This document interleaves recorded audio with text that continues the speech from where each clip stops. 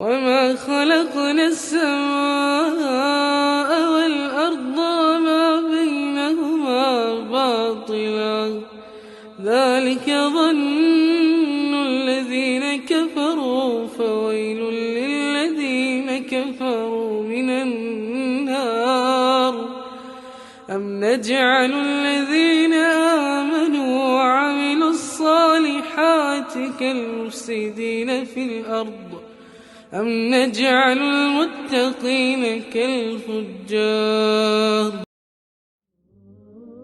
So guys, assalamu alaikum wa rahmatullahi wa barakatuh. It's none other than your boy, Insha. That being said, alhamdulillah, for those that do know, for those that don't know, second year medical student at Queen Mary University of London. So I was looking downwards almost like I was shy, even though I'm recording a YouTube video. That being said, inshallah ta'ala, getting back into medical school, one thing I realized is that a lot of you guys watch my videos, but what do you actually know about medicine? Literally, I hosted one event at that of ELM, and you can probably see the poster to my left or my right, and I put it up on my Instagram, and wallahi, so many people voted, and they were like, yeah man, I'm coming to learn basic life support. Like 3 people that I knew were there, and the hall was basically empty. So qaddarallahu wa ma sha fa'al. They're trying to spread awareness on what you actually need to do if a person falls into that of cardiac arrest while the ambulance is coming, and that of the chest compressions, rescue breath, so on and so forth. But wallahi, I tried to do what I can do, and you might know that of the ayah that's in Surah Ma'idah where Allah says, من أجل ذلك كتبنا على بني إسرائيل أنه من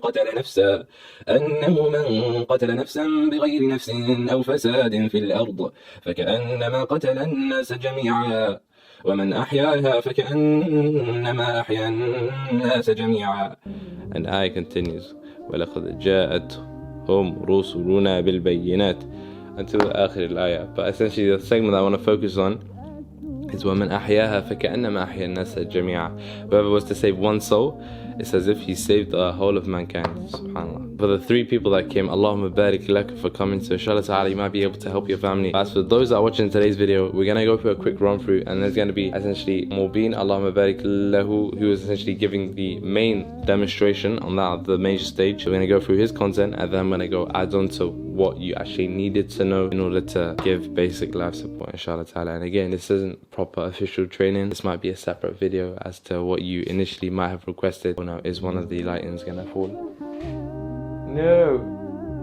If it falls, Qadar wa ma sha fa'al. Oh, yeah, that's right. So hopefully that goes well. And on top of that, I don't really know how to say this, but man's officially started to look. Obviously, all the other times I was joking around, making full wife jokes, but man's actually serious now, you know what I'm saying? So you can read the description if you...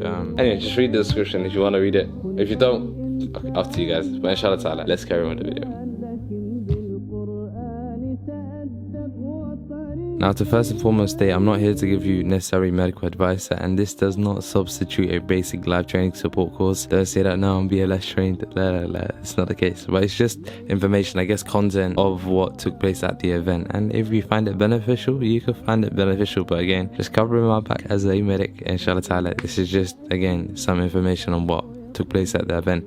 But that being said, so now we're going to start off an acronym, Doctors ABC, which is D for danger, R for response, S for that of shouting for help, A for airway, B for breathing, and C for CPR. And inshallah ta'ala, I'm going to quickly go through it. Now this is relevant if you find a person laying on the floor and you assume that they have fell into that of cardiac arrest or are suffering from that of a heart attack.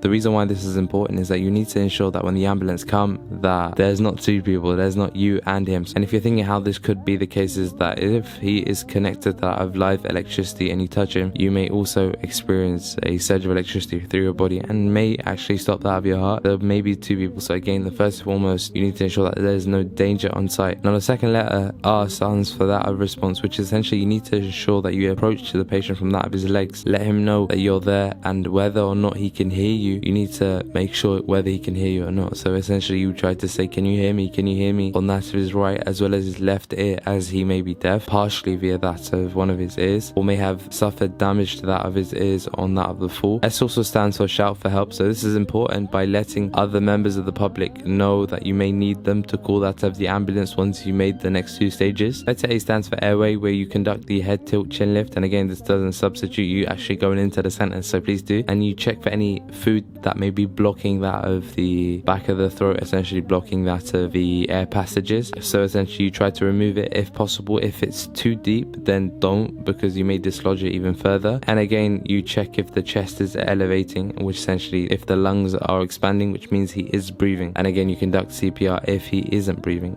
So essentially B stands for breathing. So look at the chest elevation and look for the presence of his cheeks puffing, or whether there's air being expelled from his mouth by placing your hand close to that of his mouth. Now C stands for CPR, which again, you don't practice on any friends or families unless they require it, because it actually may result in some ribs being broken to save their lives. Essentially, you're replacing that function of that of the heart, just keeping it very, very simplistic. And for you to realize, why would you want to do this? Do you have to give rescue breaths? No, you don't need to, but you should. But again, due to that of COVID mitigations, you don't have to. And what's better is that you try to save a life via that of the chest compressions, rather than say, I don't want to give any rescue breaths, therefore I'm not going to do it. Because the statistic is that for every minute that passes, a person's likelihood to survive from that of cardiac arrest, or for every minute that passes, it decreases by that of 10%. And just before you start CPR, you need to ensure that you let the person on standby know that you need to call the ambulance, call for that of an AED, a defibrillator, the electric shock machine, and that the patient or the person is non-responsive or responsive, whether he's breathing or not breathing. And when it comes to the fundamentals of CPR, you need to ensure that your elbows are locked out and you're using your hips and your weight to assist you. You shouldn't be a tricep push down primarily, because you ain't gonna be lasting for as long as you actually hope. You need to also ensure that you're pushing down at the right region, which again you should see on screen roughly where that is. And that being said as well, sorry, my voice is going, it depends on who you're actually doing CPR on. If you're an adult, you should roughly go down 2 inches if possible, 1 hand for that of a child and 2 fingers for that of a